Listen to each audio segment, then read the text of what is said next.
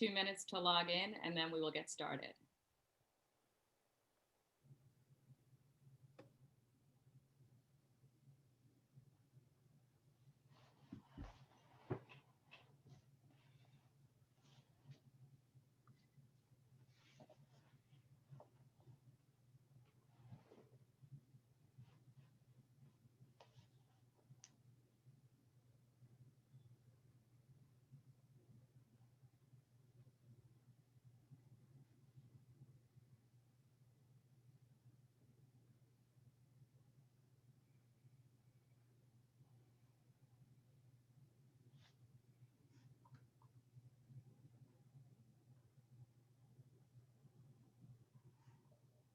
We're just going to give folks another minute or so before we get started.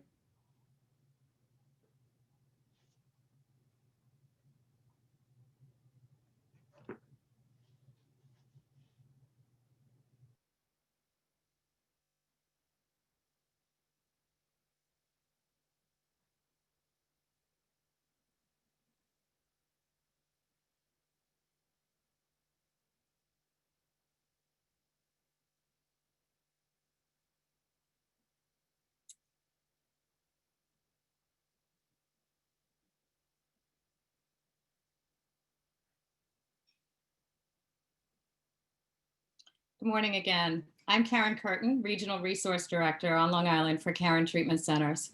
Thank you for joining us for Caron's first installment in our national webinar series for 2021.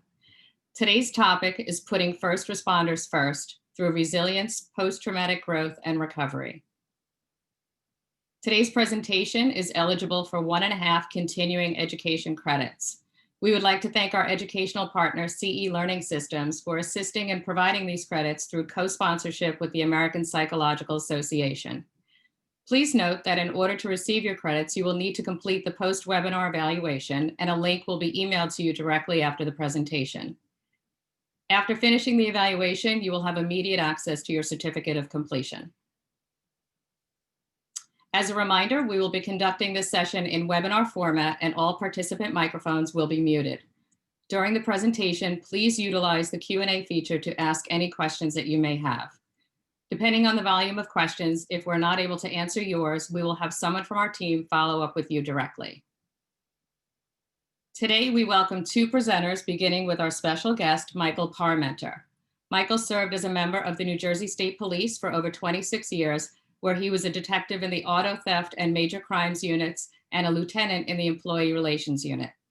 After retiring, Michael was employed at the Livingren Foundation's First Responders Addiction Treatment Program and by the state of New Jersey as their First Responder Program Coordinator for the Department of Human Services, Division of Mental Health and Addiction Services, Disaster and Terrorism Branch.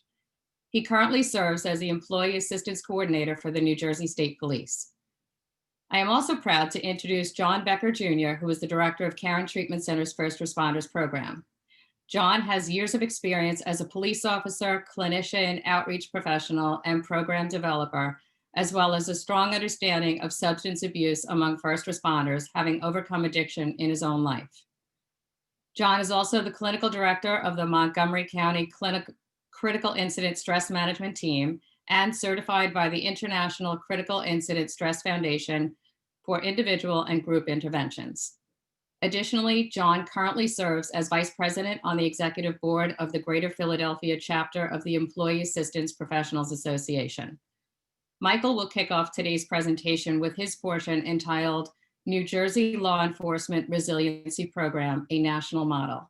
And then John will present on the importance of peer support in the treatment of first responders. We will then have time at the end to answer some of your questions. Now, please join me in welcoming Michael Parmenter.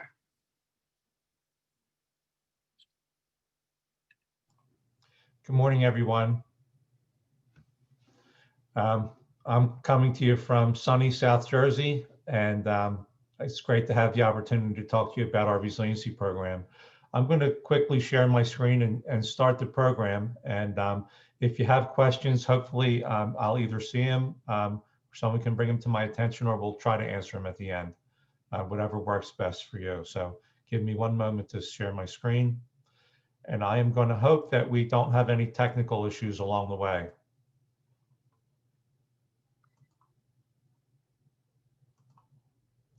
Okay, the New Jersey Resiliency Program actually was adopted in August of 2019 by our Attorney General, Gerber Graywall. Um, it follows basically a military model that was adopted by the FBI National Academy Associates, and then passed down through regional trainings to the state of New Jersey. A group of 23 of us received the initial training, and through that we are training additional trainers who will train the masses. We have about a 2-year window to complete these trainings, so all members of New Jersey law enforcement are going to receive this training. The actual training is about 2+ days in length, and what I'm going to do is give you an overview of what that training consists of. I've selected a few slides from each of the 12 areas, and we'll talk about it. Now, when we're talking about resiliency in law enforcement, my wife is a social worker, and if I were to talk to her about resiliency in her job, we're kind of talking about the same things. Resiliency is resiliency, and just because this is a law enforcement model, it doesn't mean at all that you can't take some of these ideas or suggestions here to utilize in your work life or your personal life. Again, this is my name and what I do for a living. I'm happy to work for the State Police Employee Assistance Program. We've been around since 1981, which is actually the year before I started with the State Police. And it's a great program. We have 6 employee assistance professionals that work with our civilian and professional staff. We have somewhere in the area of 3,000 state troopers and about 1,500 civilian professional staff. So lesson 1 is basically an overview of resilience. And what is resilience? It's something that in the face of stressors and changing demands, it's the ability to withstand, recover, and grow. This really sums up the whole resiliency program, because a lot of people think, well, there's a resiliency program, so we're going to talk about what happens after a traumatic event.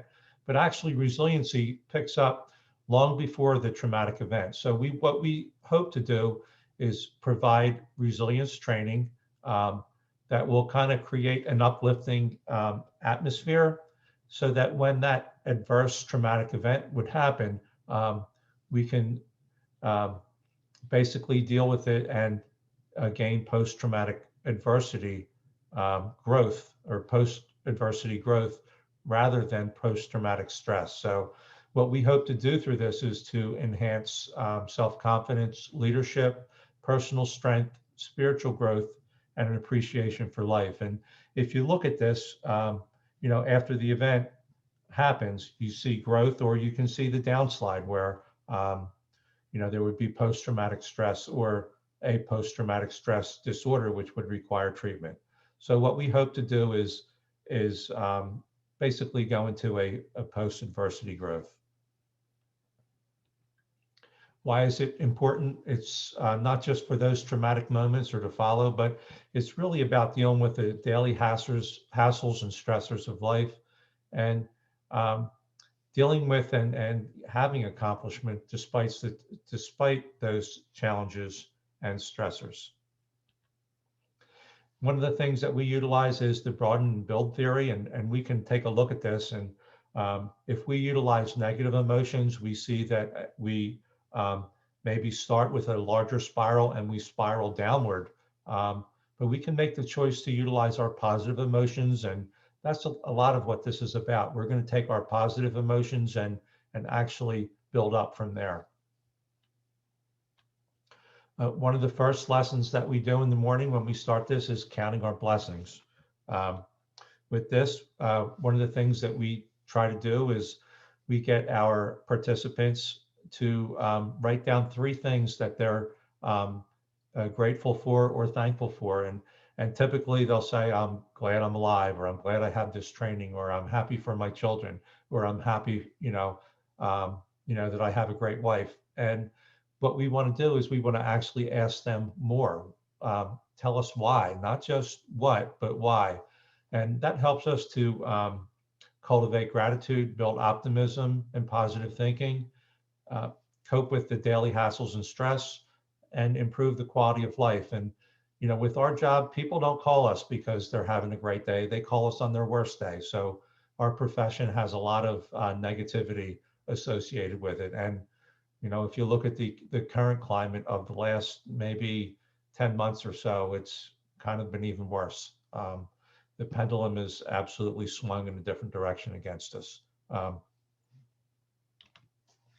So gratitude is a sense of wonder, thankfulness, and appreciation of life. And we repeat this exercise. We actually get them to our participants to write on a sticky note, and then we place those sticky notes up against the wall for everybody to see. And then the next day they do the same thing, and it really presents a nice collage of gratitude, because we could all get up in the morning and think of all the things that are difficult. But if we take a moment to look at the things we're thankful for, it certainly changes the attitude. Again, it helps us cope with daily hassles, stress, and trauma, improves health, sleep, social relationships, progress on goals, and it promotes optimism and positive thinking. It increases our self-worth, our self-esteem, and it decreases depression, anxiety, and loneliness. And there's a video that I'm going to show you, and I'll let it speak for itself, but it really expresses how they did a little experiment to see how gratitude matters. Shut up. What? Wait. Oh, he's gonna be so embarrassed.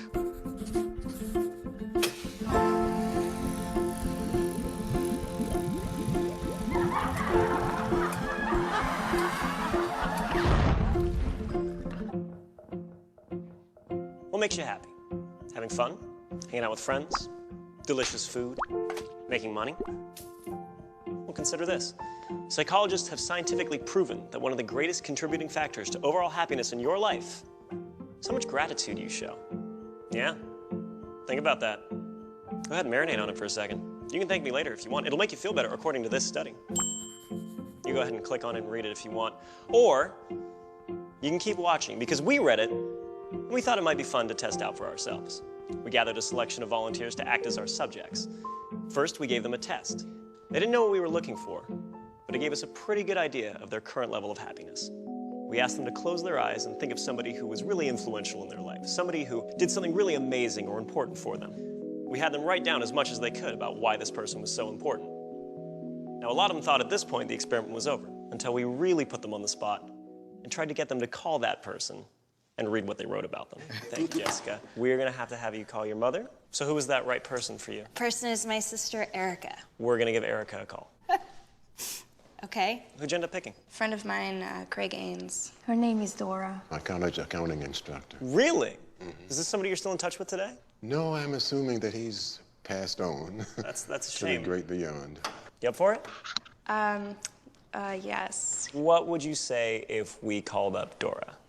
Oh, well, we can try, but she lives in Britain. In Britain? I don't know number by heart, dude. This is awful. That's fine. I don't know my mom's number by heart. If it's true that those who are going on are looking down on us, maybe he read my chicken scratch.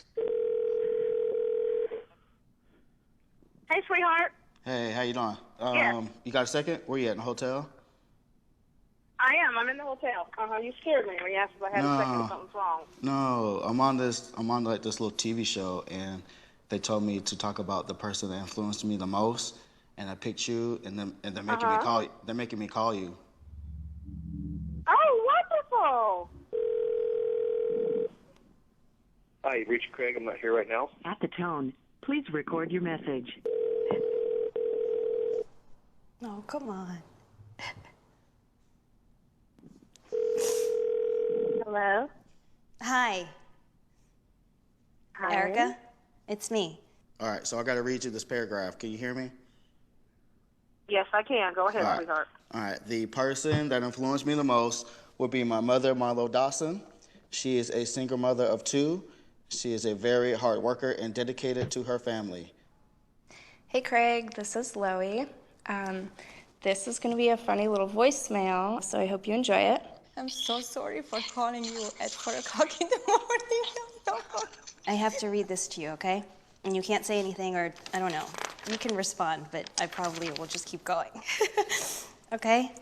Is everything okay? Yes, but I have to read this out loud to you. The person who has had the biggest impact on my life outside of Jesus Christ, who is responsible for my existence, was my college accounting instructor. He had a joy and enthusiasm for his job like no other teacher I have ever known. I love her to death, and she keeps me going with positive talk. She is a woman that knows what she wants and won't give up until it is achieved. Oh, something. I don't know what. I'm about to cry because that's so beautiful. I have to say that's just wonderful. I first met Craig on an independent feature film set in Whitefish, Montana. I recently have been sending Craig a lot of positive thoughts as he's suffered a series of health problems. Despite his medical problems, he's continued to work and take pleasure in the small things in life, like sitting quietly with his wife Janine on the porch. Erica is my older sister and my best friend. Sometimes it even feels like we are twins. She's my #1 fan and my #1 supporter. She makes me happy because despite all my mistakes and my decisions, she still loves me no matter what. Your friendship is everything. And you are one of the most important person in my life. Even when she has a kid and many children, I will love her more than her kids. Okay, maybe not. I will never forget when she flew 3,000 miles at the drop of a phone call to save me from a breakup. I'm being blessed by having a son like you. I love you. Bye.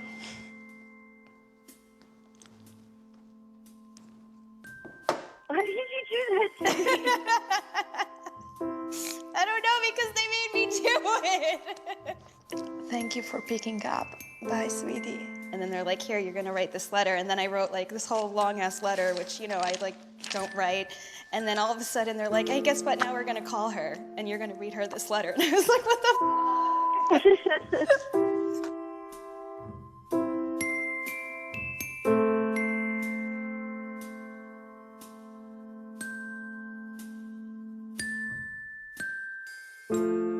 Before we let them go, we gave our subjects one more happiness test. Now, we mixed up and rephrased the questions so they didn't know they were taking the same test twice. For those who took the time to actually write something down but couldn't make the phone call for whatever reason, we saw happiness increase between 2 and 4%. Good, but not exactly mind-blowing. Now, for those who actually picked up the phone and personally expressed their gratitude, we saw increases between 4 and 19%. So either way, expressing your gratitude will make you a happier person. But you want to know something really interesting? The person who experienced the biggest jump in happiness was the least happy person who walked in the door. What does that mean? That means if you're having a particularly tough time, trying this out will more likely have a greater impact on you. Trust me, I'm in a lab coat.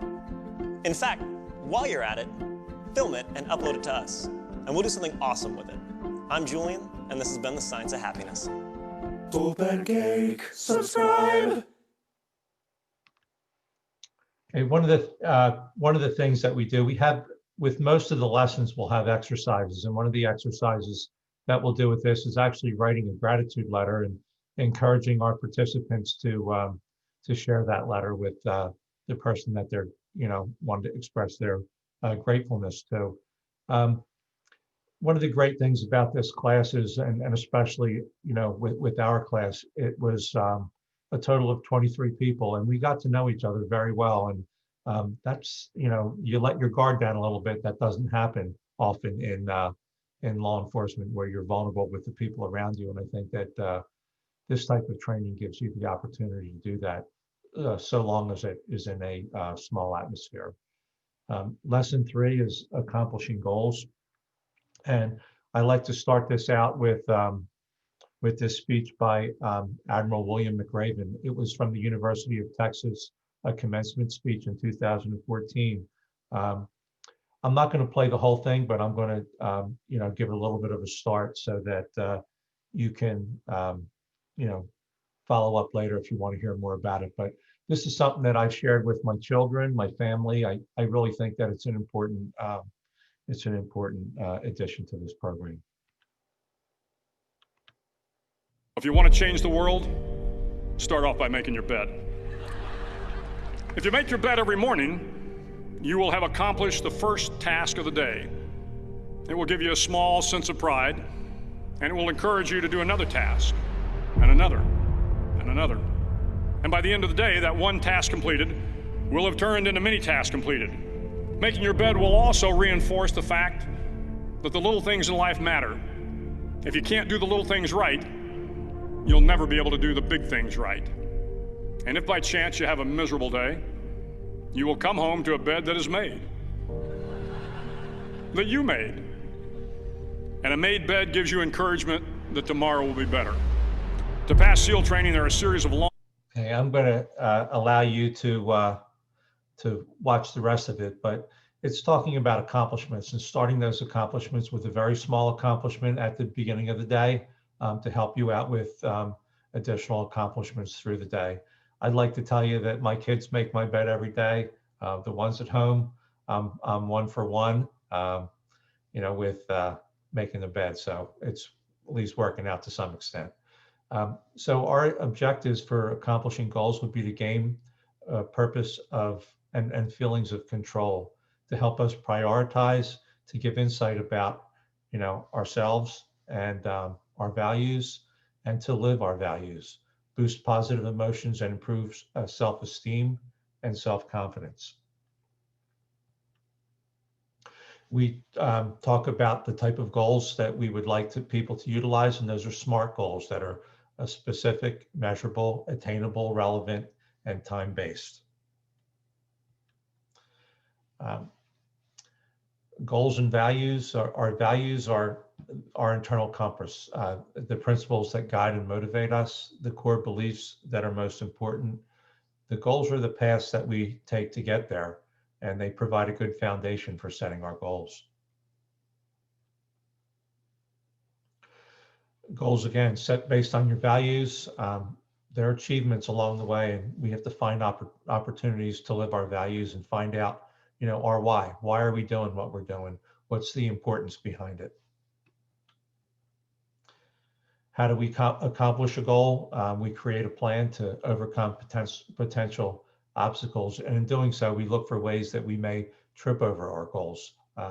We must personally commit a goal, and if we share a goal with others, it kind of holds us accountable to a certain extent that we want to move that through, and then revisit that goal or our commitment to track our progress. ABC is lesson 4. And the objective is to be aware that your brain drives your reactions. We use ABC as your brain helping. So it helps us work towards goals, act upon values, improve performance, and strengthen relationships. So what we have is an activating event, a specific event that takes place, what takes place in our brain, and then the consequences of that. And those consequences can be a combination of emotional reactions and physical or behavioral reactions. As an example of this, a car changes lanes in front of me and I have to slam on the brakes to avoid an accident. My initial thought could be, I must have been in that driver's blind spot, or that was close, I should not drive so fast. I feel a little afraid, could be an emotional reaction. A physical reaction could be my heart races. Or I could take the negative approach. That driver cut me off on purpose. I'm so mad I could explode. I lay on the horn for a few seconds. And, we have the ability to make those choices. And how many times have we driven behind somebody white knuckled and angry because of something that they did that probably they may not even have realized, or maybe it's something that we did that we didn't realize. And, we can let go of all that by putting ourselves in a different place by using the ABC model. Check your playbook is lesson 5. And we want to look at what influences unproductive patterns, uncharacteristic reactions that are both emotional and physical, and what interferes with our performance, our goals, and our relationships. So we have a playbook. We do things a certain way, maybe. In a if this is the situation, this is how we're going to handle it. And it's based upon should patterns. That's should everything work out, should everything go as expected. But we also need to have an awareness of the plays that work and those plays that don't work. Playbook flags. Reactions interfere with performance, values, goals, relationships. Uncharacteristic reactions, pet peeves, dwelling on a problem, and unproductive pattern. The next video is an example of someone checking their playbook.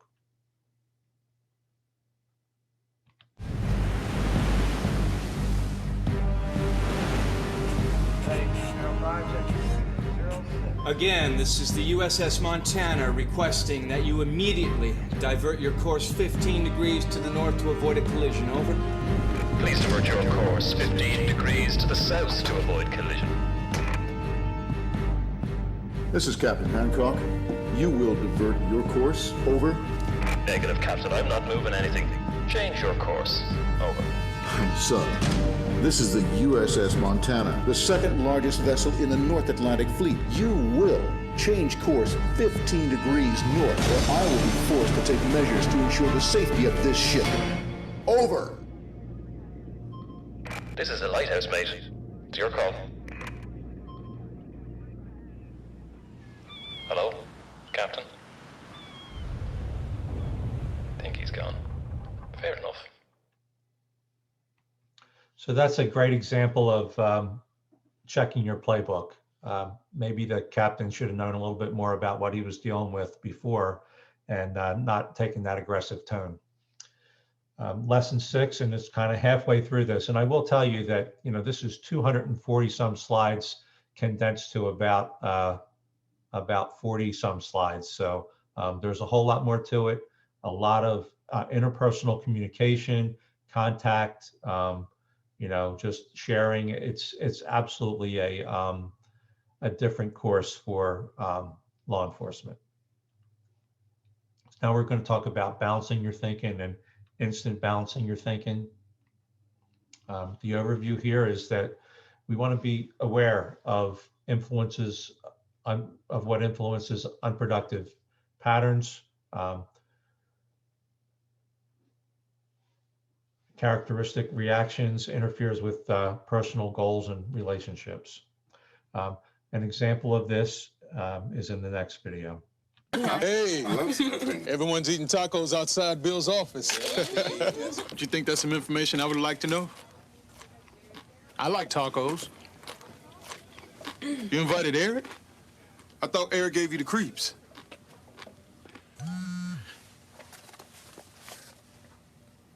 Oh. Yeah. Hey. Don't be left behind. Get it first with AT&T, the nation's fastest mobile broadband network, period. Rethink possible. That video kind of gives us the example of maybe not having all the facts in front of us when we open our mouth and say something that maybe we wish we hadn't. So some of the cognitive traps would be that all or nothing attitude. It's going to be my way or no other way. Confirmation bias, where you're using new evidence to support what you already believe, but that might be a biased belief already. Blaming others, blaming yourself, and mind reading, trying to be in a position where you are supposing that you understand what the other person actually means when you may not. Balance your thinking. These are 3 ways. Examine the evidence, support or disprove. And sometimes, we'll go into a situation and we'll think, well, why is this, why is it this way? Or why are we, why are they looking at that? And we're not looking at all the evidence. Sometimes we need to dig a little bit deeper and take a good look at things. Check for a double standard. Would I judge the others if they were to do the same thing? Or phone a friend. Does somebody else agree or disagree? This is something that you can do if you're getting ready to maybe make a decision or, balance your thinking, trying to understand the situation. Run it by a friend, run it by somebody that you trust, not a yes person that's going to agree with whatever you say, but somebody who's going to give you maybe some constructive feedback that would help. Capitalizing on strengths. And one of the things that we do with this is we allow the people ahead of time to, we send an email and we give them some information on a character strength survey, and they complete that survey and bring that with them for the day of training. So why does it matter? It's associated with positive incomes, greater psychological well-being, less stress, and lower depression. And our well-being is made up of so many things: health, family life, housing, work, leisure, security, social participation, financial security, learning, friends, hobbies, environment, and add your own things. What makes up your well-being? What makes you happy? Even just looking at today, social participation, a lot of time and learning. We would be doing things like this in a classroom environment, and now we're doing in this new computerized distant learning environment, which is certainly different. This is the values and action survey, and one of the things that you might want to do, and in the comments you'll see the link to this. You can take this survey yourself, and it's going to give you your 20 character strengths, the top signature strengths. And they may not be what you think that they are. You might be very surprised to see what they are. And I know I've done it a couple times, and some things vary a little bit, and it can change. But some of the things you can learn from this is maybe what you need to work on. And if something is more important to you, if being brave is more important to you, maybe work on your bravery. Or if you're not shown enough love, work on that area. But it will give you those signature strengths, and those are things that you can change.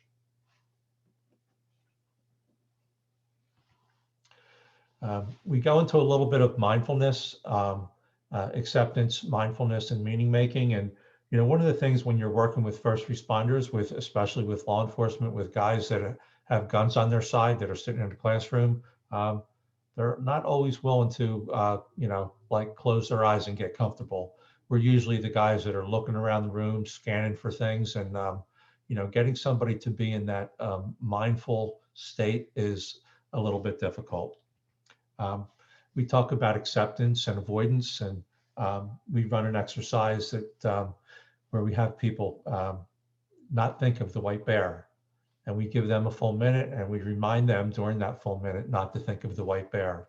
And some people will have a some type of a method that they would utilize to avoid thinking of the bear. Maybe they would go into naming their relatives, or different colors, or people that they work with. They would find a way to do that. But others, when you're all they can think about is the white bear. So often when we try not to think about something, we actually think about it more. So the best thing to do would be to acknowledge and accept those things, and then move on from there.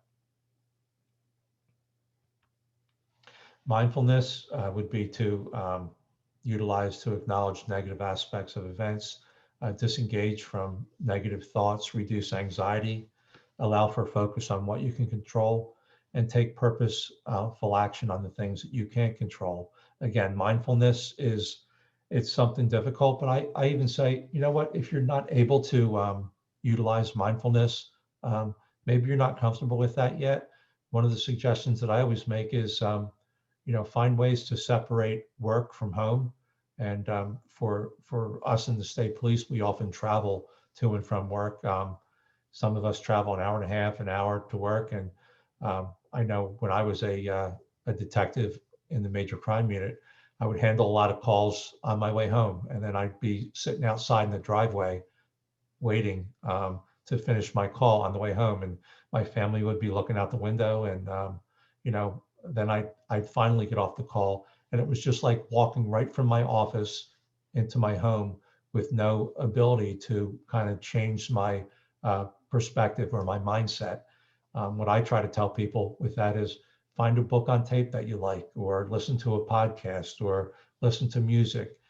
Take some kind of an emotional break from work so that you're more prepared to meet and deal with your family. Mindfulness, as I'm sure you know, is a mental state of awareness, openness, and focus. It's being present at the moment, and it's certainly not easy. It takes practice. And one of the things that I start out with is I had a friend who's a yoga instructor do a little 5-minute mindfulness, something simple, and I feel like that's been very, very helpful.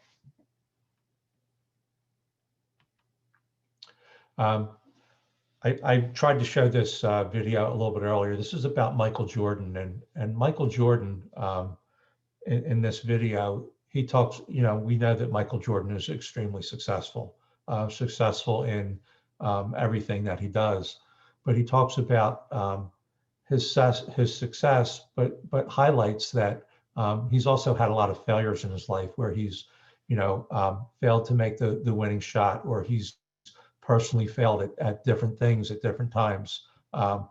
And he succeeds only because he's failed at some things and has moved forward to succeed. If you get a second to watch this video, I would suggest that you do.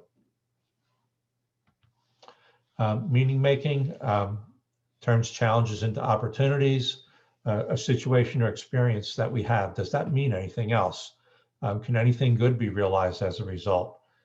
Is there an opportunity present for me? Any lessons learned and that I can apply to the future? An opportunity to reinforce my core values and beliefs, any strength developed as a result. With this, I kind of go back to when I was about to start the State Police Academy in 1981. I went through a selection process, and it looked like I was getting in, and I received a letter that I was actually accepted to the 98th State Police class that was starting in September.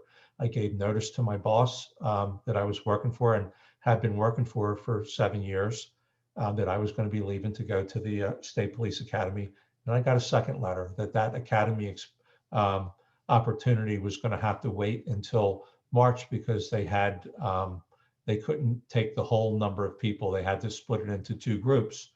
And it certainly was a difficult time for me to deal with that. I had left my job. They actually replaced me with somebody else. And I was talking to a couple of friends. They said, you know what, maybe you should try going to the National Guard.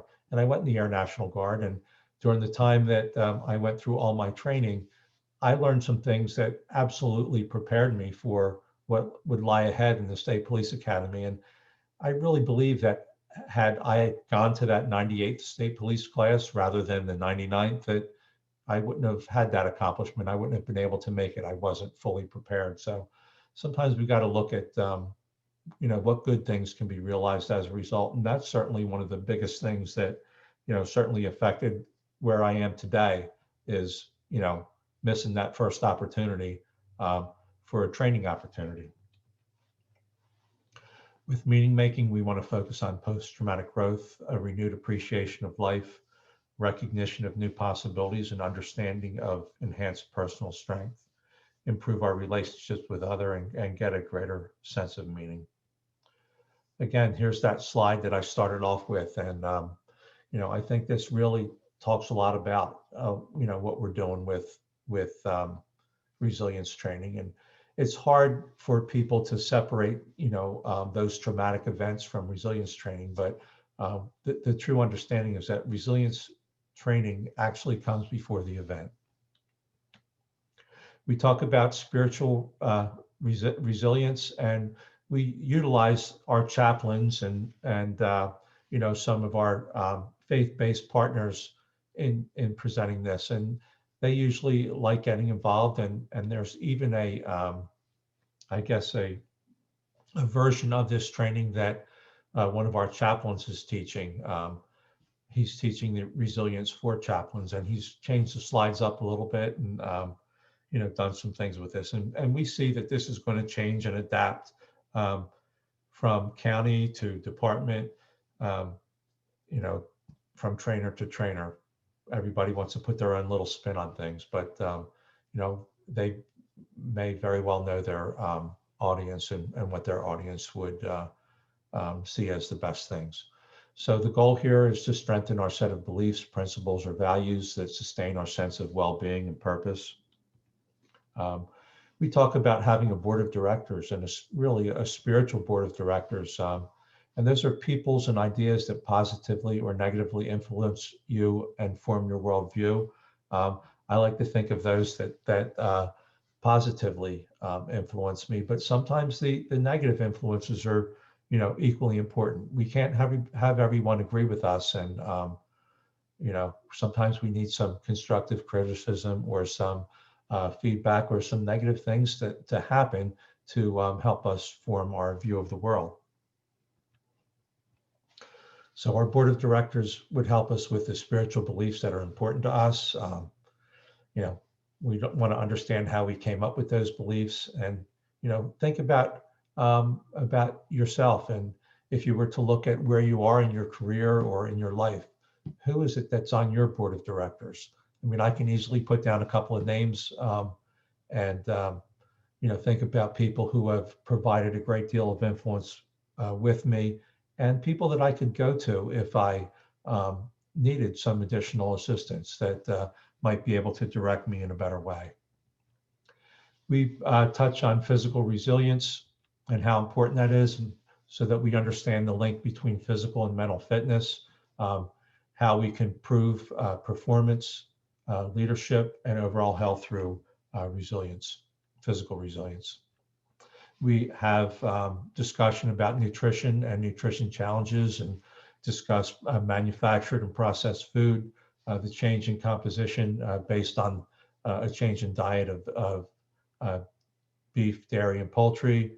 Talk about high fructose corn syrup and partially hydrogenated fats. And these aren't things that that I was always real familiar with, but it's interesting to hear those things and kind of try to put them into play as you increase your resilience.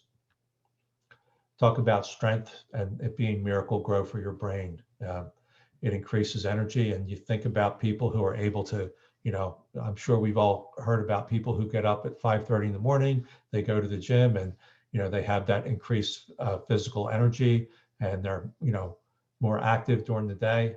It sharpens their focus, and they say that exercise improves focus 2 to 3 hours afterwards. And then in the long term, it prevents brain aging, Alzheimer's disease, and dementia. Talk about interpersonal problem solving in lesson 11. And these are things that, again, this is not unique to law enforcement by any stretch of the imagination. We all deal with problems at work and at home, and try to work on them from day to day. Interpersonal problem solving overview, it strengthens alliances by confronting problems in a respectful manner, using sustainable problem solving methodology, lower the intensity of interactions, and find mutually beneficial solutions. And when we think about this with problem solving, and when we're having a problem with somebody, sometimes those walls go up and we're not able to kind of bring it down. And when the walls go up, the hearing goes down, the understanding goes down, and we're less likely to come to a good resolution.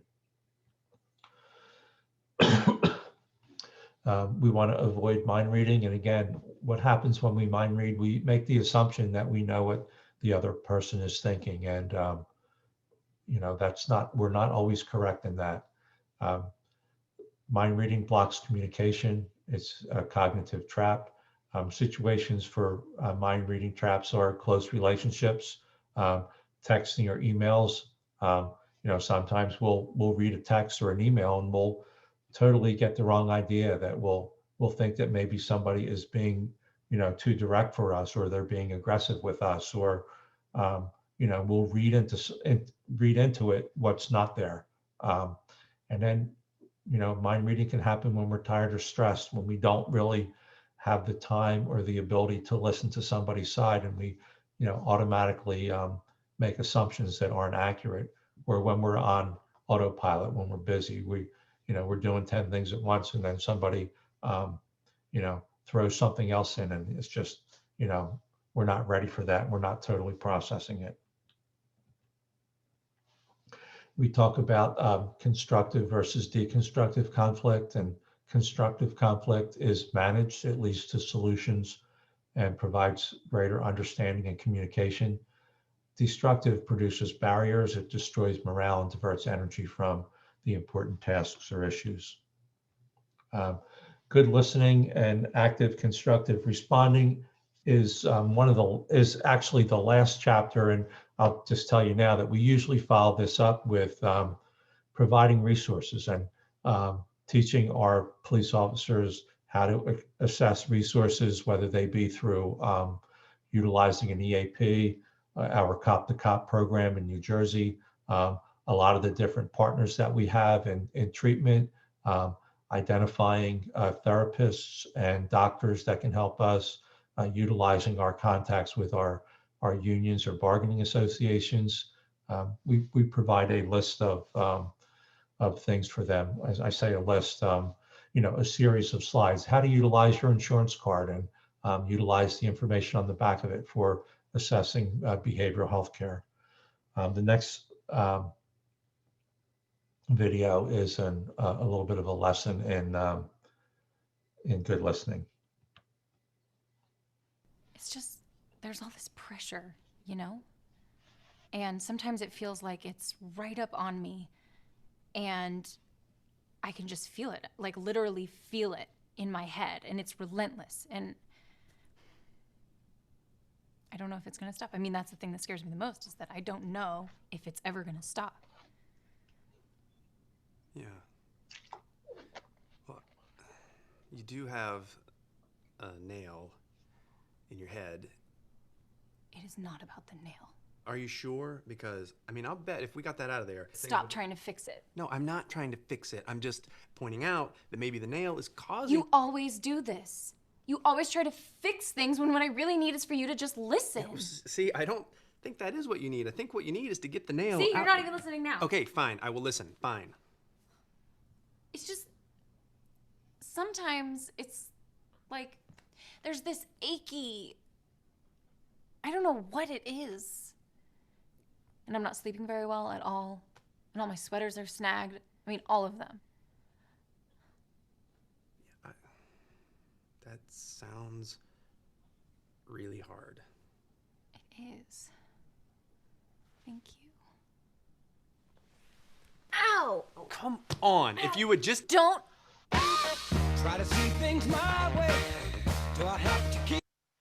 So, with us, I think in the jobs that we have, and I can include all of us in this, is that we are in the, problem fixing business with people. And sometimes we hear we hear them a little bit, and we want to go right towards, directing our attention to that problem and give them some solutions or ideas on what they need to do. And everybody isn't always interested in us fixing their problem. Sometimes they just need someone to listen to them. And, good listening is something that makes people feel safe, in speaking to you as a confidant, knowing that, you're listening to what they're saying, not ready to either make judgment or suggest some type of a solution. Active constructive responding would be expressing involvement, excitement, or enthusiasm about another person's positive event. And we showed different examples of this through some great videos on how we can, encourage people to talk some more through active constructive responding and good listening. The overviews and goals of this is to strengthen relationships, to respectfully confront problems, having sustainable problem-solving methodology, lower the intensity of interactions, and find mutual resolutions. The ABCs are attend with genuine interest, be responsive to what is said, care about the other person, don't interrupt, and encourage the person to say more. That's basically a quick, really a quick review of our Officer Resiliency Program that we're utilizing in New Jersey. Again, this is from a military model that was adopted from the FBI National Academy Associates. It's being taught around the country through the National Academy Associates, and then different states are adopting this. I believe that New Jersey is the first state to have adopted this as a required training, and we intend to train all of our police officers within the next 2 years, that everybody receives this training. Each department, depending upon their size, will have at least one or more resiliency program officers. We're calling them RPOs. That would kind of lead this training and be a resource for members of their department. We try to pick people that are interested in helping others, that are approachable and have some credibility within their department. So I'm going to move on from here. I'm not sure about questions. I'm going to get off of this screen sharing.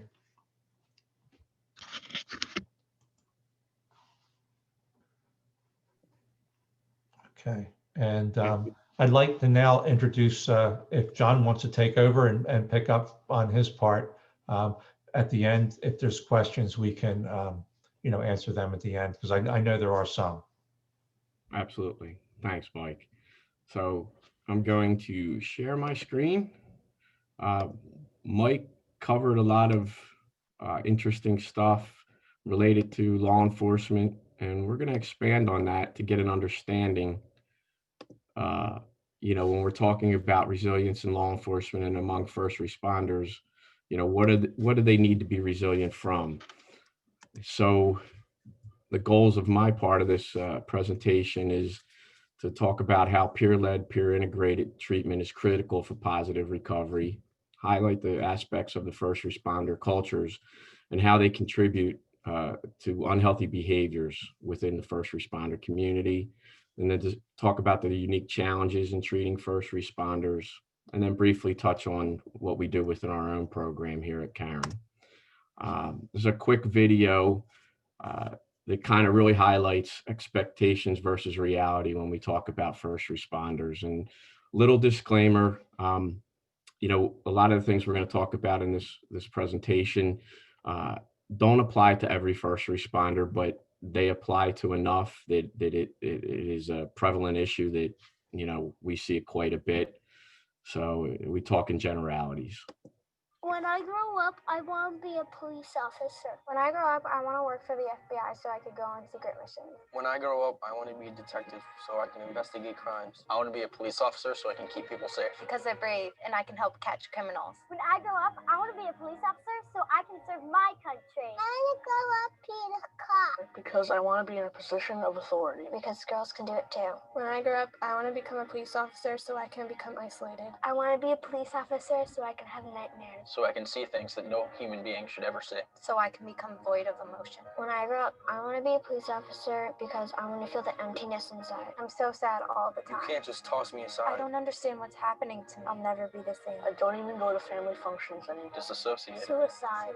Suicide. They betrayed me. I'm not a piece of garbage. No one should have to see what I have seen. I may not be alone, but I am lonely. Help me. Help me.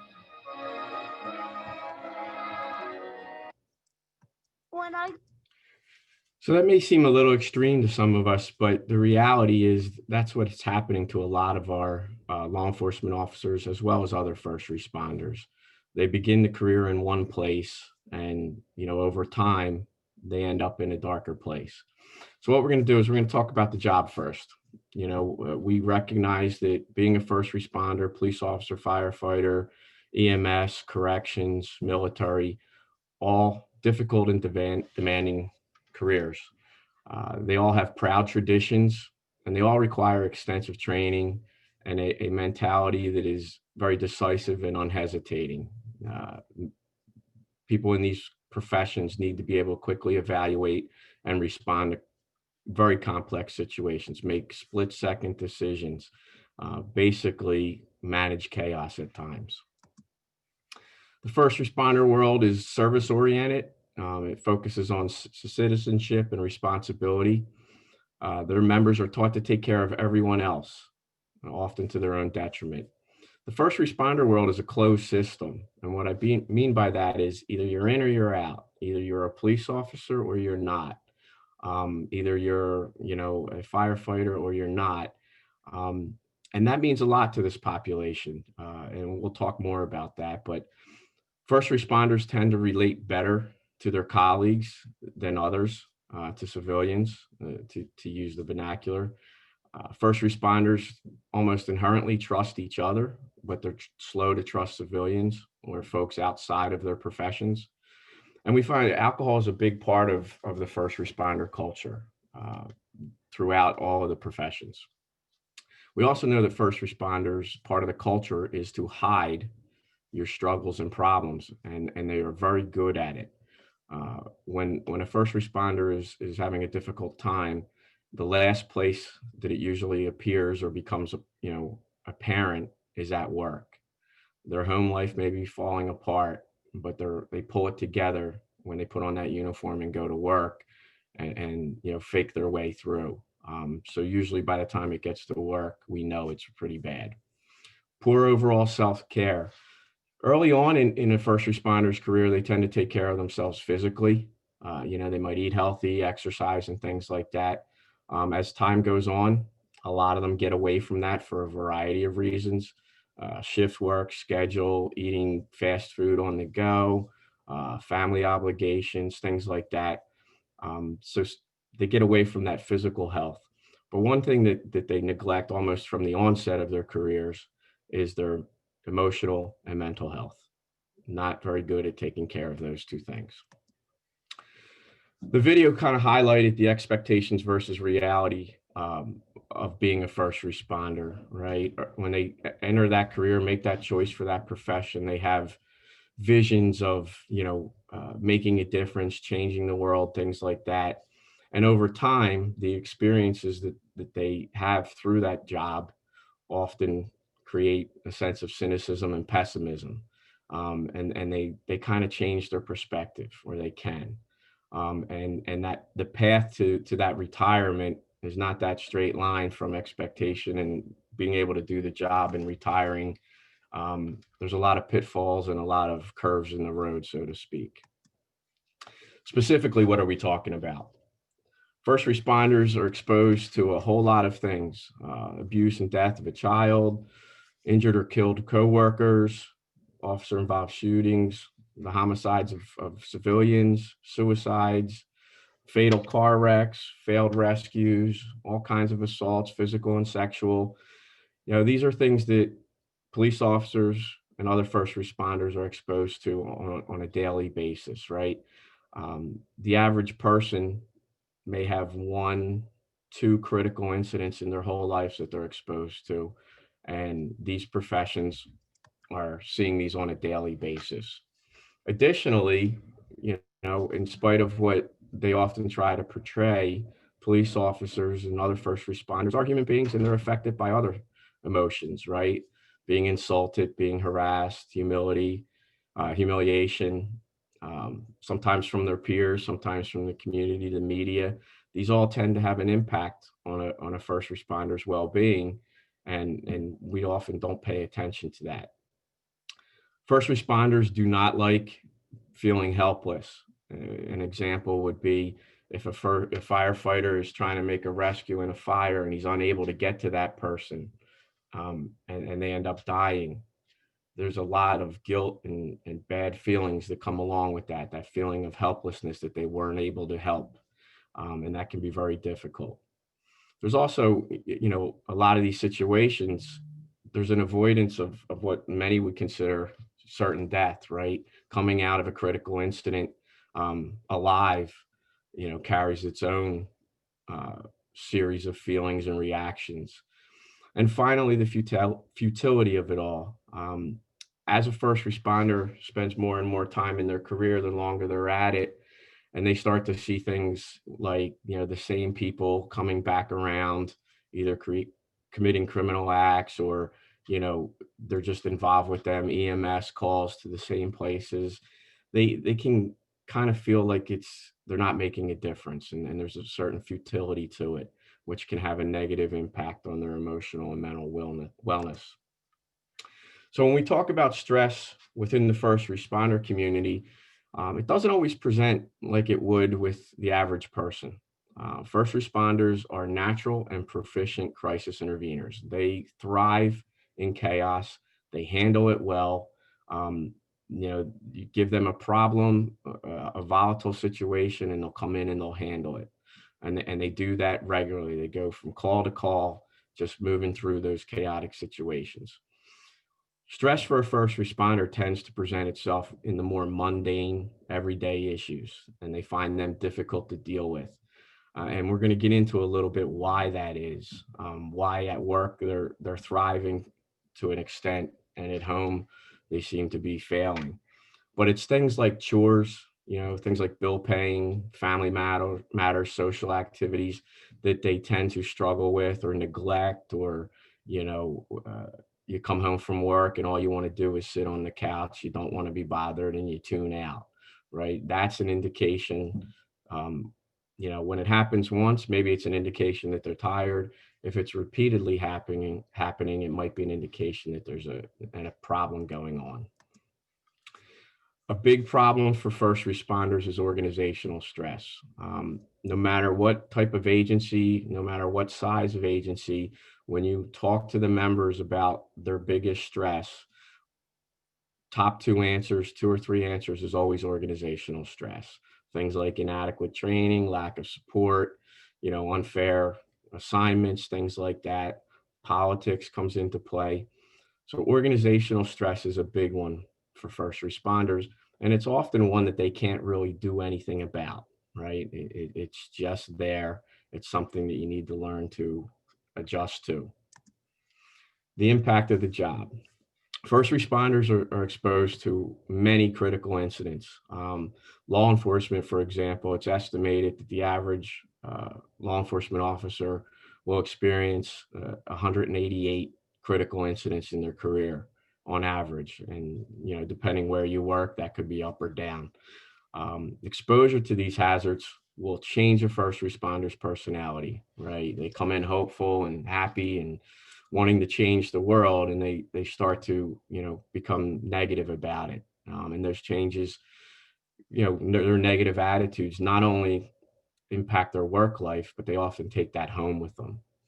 And the skills that they develop to survive the job, right? Not only to go home safely, but to survive it emotionally and psychologically, don't always translate into their personal lives. Often they're very detrimental to their personal lives. First responders experience problems with diet and shift work, right?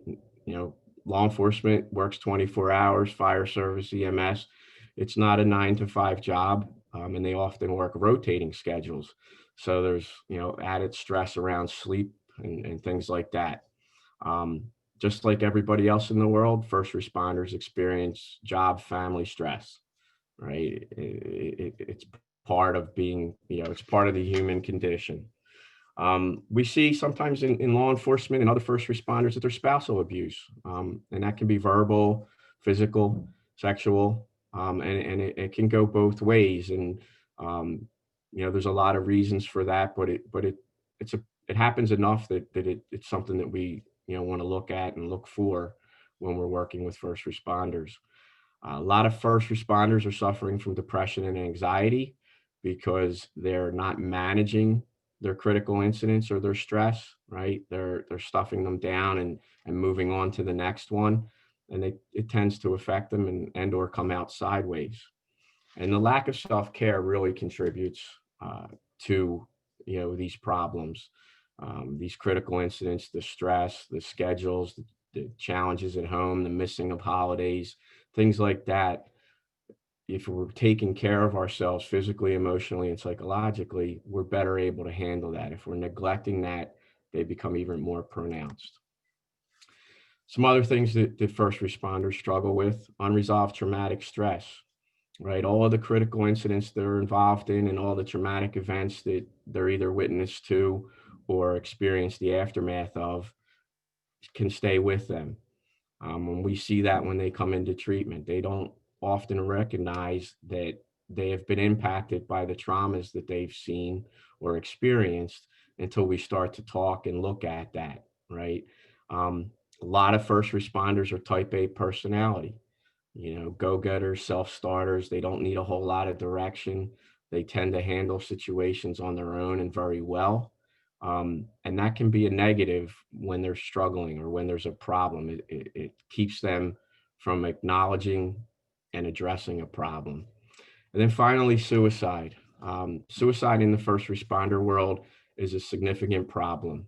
And we're going to talk a little more about that in further slides, but the numbers are high. Suicide in the first responder world is roughly, for law enforcement example, it's twice as many police officers kill themselves as are killed in the line of duty. And the fire service, for the first time about a year or two ago, also reached that level. So that's a significant problem. And the other services, it's also high. The military, we have 22 veterans committing suicide a day. So there's a lot of issues related to suicide in the first responders. So through studies, we know that first responders that experience ongoing stress are more likely to display anger, distance themselves from their family members, and have unsatisfactory relationships. They're carrying around that anger and that grumpiness because they're just stuffing everything inside, and it comes out, as anger often because it's a comfortable emotion for first responders. It's easier to be angry than fearful or disappointed.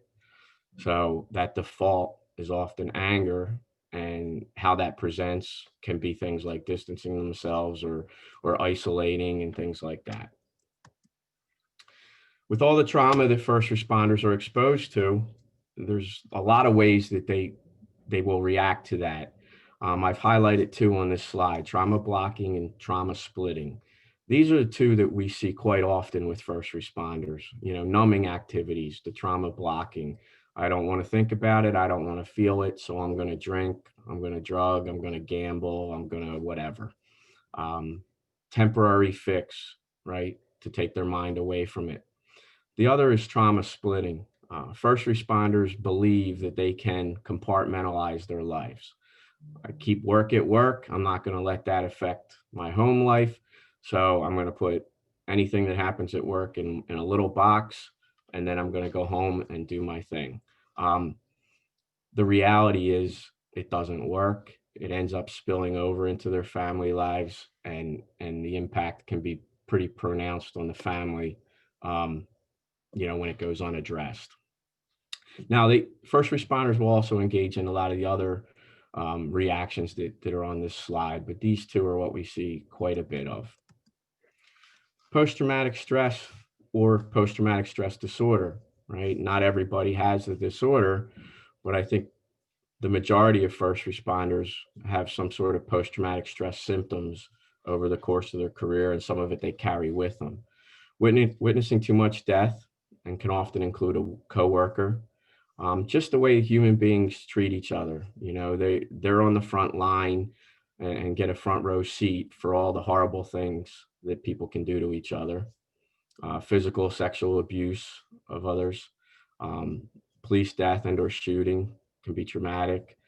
And this last one, discovering the monster within. And what that refers to is often, we want our first responders to be guarded against falling into losing their humanity, because they get so caught up being in that environment of negativity and loss and trauma that they forget what they're fighting for, and kind of lose that empathy and that humanity that put them into these professions to begin with, right? And often they can become the thing that they were fighting against.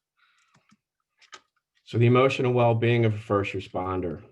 From a first responder's perspective, right, they see the world differently than most people, and that evolves over time.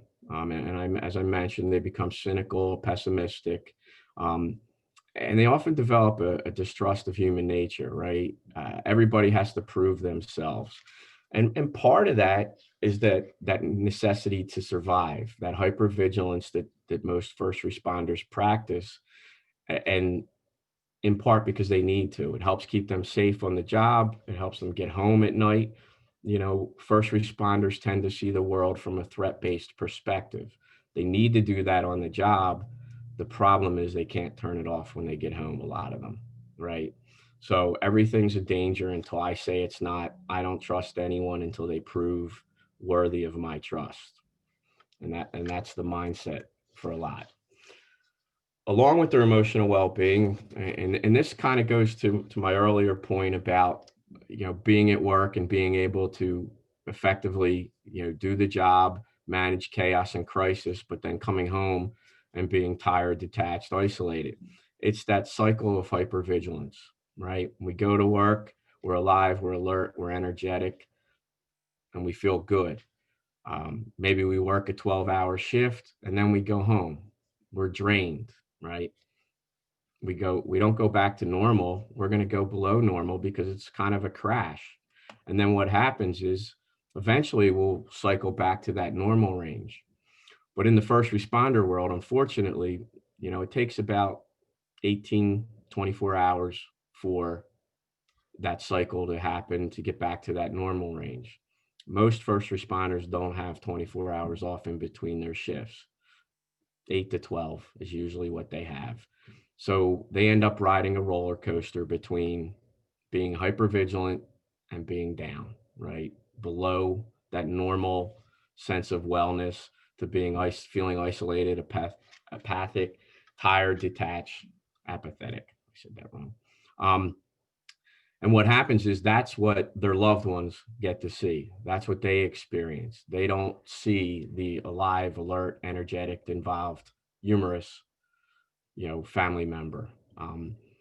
Now, this isn't for every police officer. When someone gets caught in this and they're struggling and the family's noticing this, it's usually somebody that needs some assistance, right? They've gotten into a place where they're not able to manage their stress, their critical incidents, their whatever.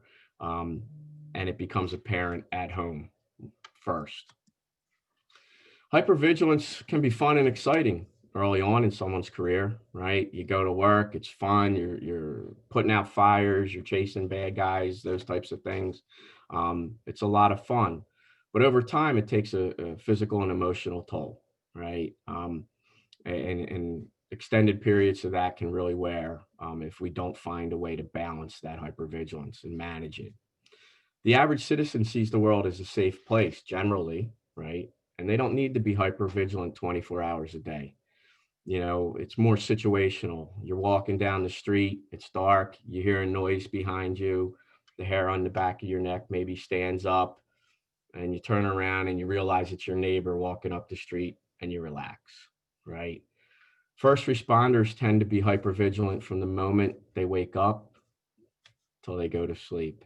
An example, most police officers I know, whether they're on the job 10 minutes or they've been retired 20 years, when they go into a restaurant, find a seat where they can see everything. They want to see the entrances, the exits, and they want to see everything in the restaurant they can.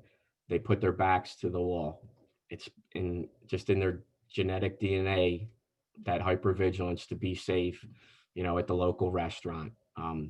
Most people don't even think about that stuff. So this is what first responders are dealing with on a regular basis. We know there's issues with a first responder when we see things like they're tuned out at home, they come home, they're sitting on the sofa, they're vegging, maybe they're staring at the TV, flipping through the channels with the clicker, or they come home and they jump on the video game, the Xbox, whatever, and they sit there for 2 or 3 hours until they go to bed. They're not engaged with the family. Their hobbies and activities have gone away. Things that they normally would take care of promptly are being put off.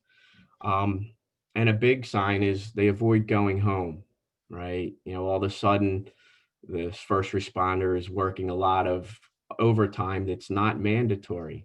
They're volunteering for extra shifts, they're taking on assignments and details and things like that. They're avoiding to go home, and it can be for a lot of reasons, but often it's because they don't like the way they feel when they get home. So if they stay at work or they continue to work extra, they get that elevated feeling from being hypervigilant that they've seen the lost at home, right? So that is a big part of why they'll tend to work overtime and avoid going home. And of course, alcohol, substance abuse is often a big coping mechanism for first responders. And it can start for a lot of reasons. Sometimes it's just a habit that gets away from them, self-medication, injuries on duty.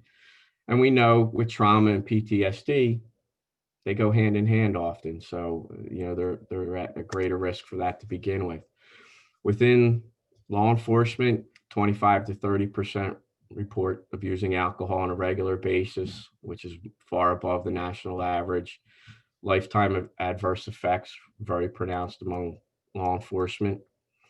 When we look at firefighters, approximately 50% of them report binge drinking in the past month.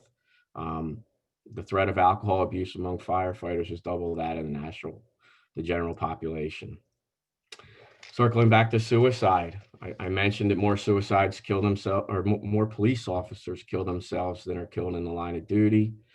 Firefighter, any department is 4 times more likely to experience death by suicide than die in the line of duty. Veterans, 21% higher than civilians. So we know it's a great risk for first responders. So what does that all mean when we're talking about peer stuff and their resilience and tying that all together? First responders are reluctant to trust and always want to be in control. Admitting they have a problem means they're not in control. They don't want to be seen as weak. They don't want to be judged. There's a fear of the stigma of asking for help or having a problem. And they worry about job consequences. And so they consistently internalize their problems and work very hard to hide them. In order to reach a first responder and to kind of get them the help they need, it's important to create a safe environment in which they are able to discuss their thoughts, feelings, and behaviors. Part of that involves tapping into the culture, the traditions, the symbols, and the ideals that are important to first responders, creating that environment where they feel comfortable. There's a natural bonding that takes place among first responders that, when tapped into, can be used as a protective factor. Some of the barriers that we have, is kind of teaching first responders how to deal with stress. They've built resilience, as Mike talked about, in the course of their careers, but it's often unhealthy resilience. And we have to refocus that. Being a hero that's willing to be emotionally vulnerable, right? That S on their chest, they need to put that aside and be willing to be vulnerable, developing a sense of meaning outside of a career. Most first responders, if you ask them who they are, the first thing they're going to tell you is, I'm a firefighter, I'm a police officer. And then that's the end of the sentence. If you ask a civilian, who are you? Oh, I'm Joe, I'm an accountant, I got a family and a wife. And that's not to mean that those things aren't important to first responders, but they so strongly identify with their role as a first responder that's what they see. We want to help them process trauma related to the life and death decisions and the other critical incidents they've been involved in, and rediscover or find that balance between family and career. Now, when we talk about first responders, some of the personality traits that you'll find that are very common: suspicious, risk-taking, insecure, authoritarian, honorable, trustworthy, loyal, all make sense. They can be cynical, they can be hostile, they tend to be conservative and reserved, still individualistic. They're very efficient when given a task, and they're also prejudiced. And what I mean by that has nothing to do with race, gender, religion, anything like that. First responders are prejudiced against anyone that's not one of them, right? It's that, either you're in or you're out, either you're one of us or you're not. Now, when you talk to a first responder and ask for their view of mental health professionals, what they'll tell you is, and I exaggerate a little bit for the effect, but they're liberal, soft, tree-hugging, neurotic hippies, and you can't trust them because they don't live in reality, and they're actually scared of us, and they're trying to get us off the street. That's the mentality that you often see when you're dealing with first responders, and that's a wall that needs to be overcome.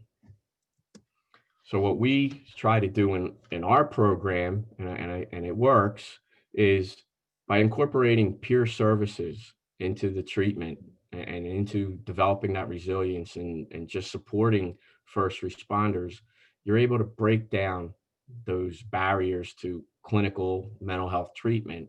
And it opens the door to begin that work, right? Creating a safe environment, respecting confidentiality, using the peers to break down defenses, and then helping them to reconnect with a sense of self, family, friends, values, things like that. Getting them to a point where they're able to discuss their thoughts, feelings, and behaviors, not just with their peers, but within the clinical setting, and shifting them away from the negative, right? Focus on the positive. Because they see such horrible things in their careers, they tend to focus on the negative, and it's really shifting it away from that and getting them to see that that is really just a small part of what the world has to offer. It's also really important to provide ongoing services. Aftercare, as we know, is key, and continued peer involvement. Providing a network of first responders to continue to support, their fellow members after they complete treatment. So that's kind of the idea behind the peer approach and treatment of first responders. They're very resistant to getting help, asking for help, and even accepting help once they get there. But by utilizing the peer approach and tapping into their resilience, we can engage them in treatment and have positive outcomes. Thank you. So thank you, Michael and John. I think we have a few minutes. We can take some of the questions that we received during the registration process. And then any question that we don't get to today, we will be following up with each of you, both directly, both from the live questions and the ones that came in through the pre-registration process. So the first question, I'm going to just read it, and you guys can probably just field it however you'd like to handle it. Are there recovery groups specific to first responders? And if so, how do I find them? You're muted, Mike. Unmute yourself, Mike. If you don't know about them, it's kind of like a little bit of a secret, but there are programs for first responders, and a lot of them can be assessed through different treatment facilities that have first responder programs, bottles and badges, and maybe knowing someone who's a first responder in recovery might want to know, might be able to provide that answer. John and I worked together when COVID started to put together a list of remote first responder meetings because physical meetings were not available. And we tried to share that carefully with the first responder community. Yeah, and if I could follow up, Mike, nationally, there are a lot of resources and a lot of recovery meetings available for first responders. Unfortunately, there's no single location to kind of find them. Over the last 10 years, I've kind of put together a real good comprehensive national list.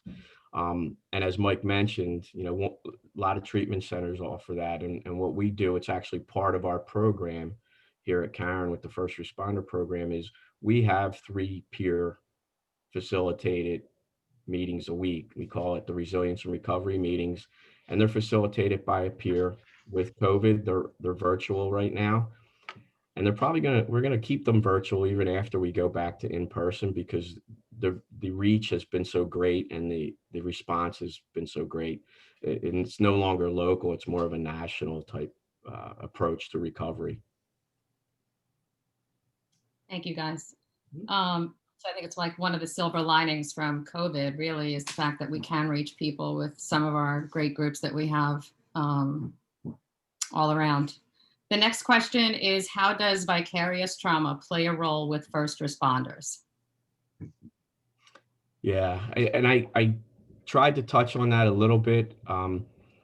First responders, just by the nature of the job, are exposed to a lot of critical incidents in the aftermath of those critical incidents. Even if they're not the participant of the critical incident or the traumatic event, they're left to deal with the survivors, the family, and just the aftermath. So, and they carry that with them. So it definitely has an impact. And there's not a whole lot of data on vicarious trauma in first responders, but the few studies that are out there have shown that first responders are at a 35% greater risk of developing post-traumatic stress around vicarious trauma just because of the volume of incidents that they're exposed to. Yeah. Thank you. The next question is, how is trauma best treated in the context of an EAP?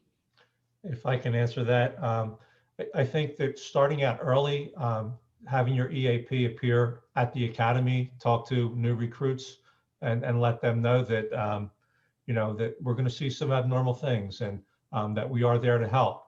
One of the things that I try to do is I try to take an approach with the brand new troopers. They're easy to identify because we're a badge numbered society, and I can look at the high badge numbers and say, this guy's a new guy, let me reach out to them.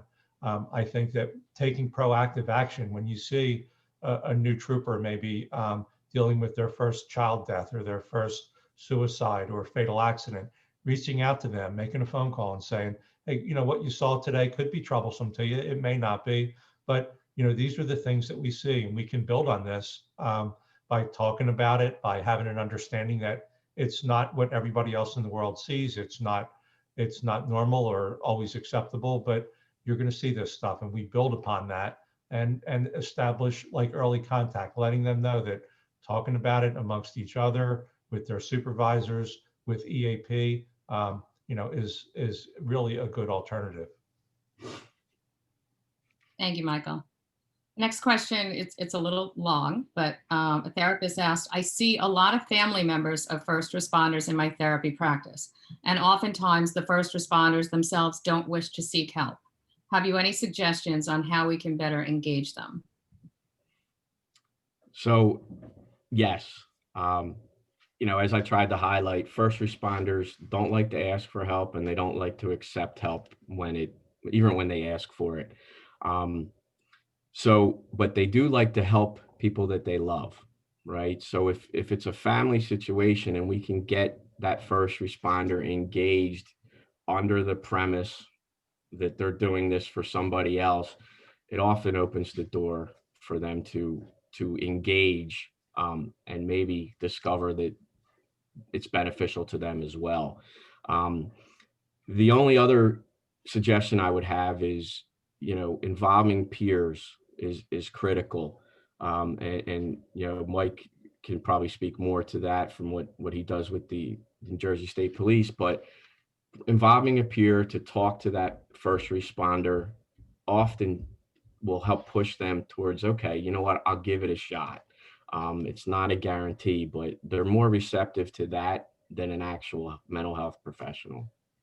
Yeah, if I can just follow up with that, I'm fortunate to be in the position of being an EAP, but also being a peer, and to be able to talk to them on that level and encourage them to go to counseling, but also recommend them to counselors that we know that have worked with other first responders to some degree of success, and that the other first responders have found comfort in dealing with them goes a really, really long way.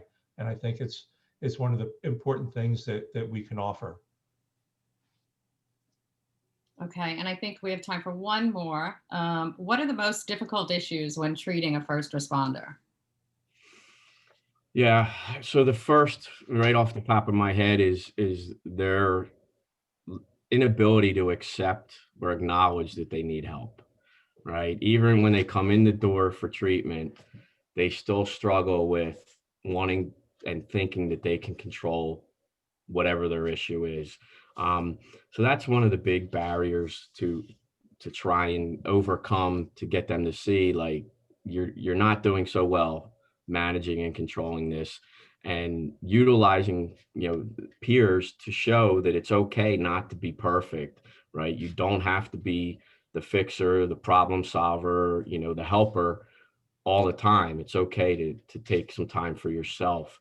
For me, that's always been the biggest obstacle when it comes to getting them to engage in treatment. Yeah.